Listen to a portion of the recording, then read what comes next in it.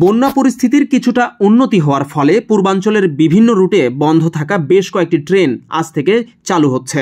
সোমবার ২৬ আগস্ট রাতে গণমাধ্যমকে বিষয়টি নিশ্চিত করেছেন বাংলাদেশ রেলওয়ের জনসংযোগ বিভাগের পরিচালক মোহাম্মদ নাহিদ হাসান খান।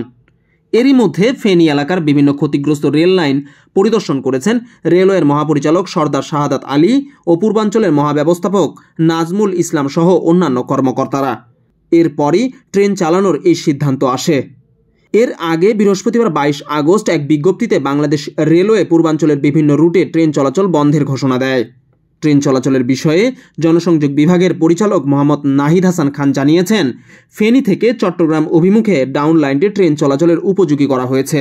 তবে চট্টগ্রাম থেকে ফেনী অভিমুখে আপ লাইনটি ট্রেন চলাচলের উপযোগী করতে আরও কয়েকদিন সময় লাগবে। এদিকে রেলওয়ের বিভাগীয় পরিবহন কর্মকর্তারা জানিয়েছেন, ঢাকা চট্টগ্রাম ঢাকা রেলপথে দুটি লাইন রয়েছে। স্রোতের কারণে ঢাকা চট্টগ্রাম রুটের একটি ট্রেন লাইন বেশি ক্ষতিগ্রস্ত হয়েছে, আর অন্যটি সংস্কার করে ট্রেন চলাচলের উপযোগী করা হয়েছে।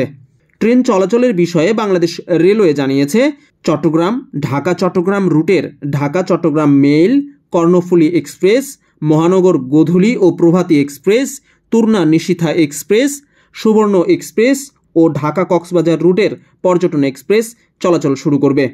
পাশাপাশি চট্টগ্রাম সিলেট রুটে চলাচল শুরু করবে পাহাড়িকা ও উদয়ন এক্সপ্রেস এবং চট্টগ্রাম চাঁদপুর রুটে চলাচল করবে সাগরিকা এক্সপ্রেস।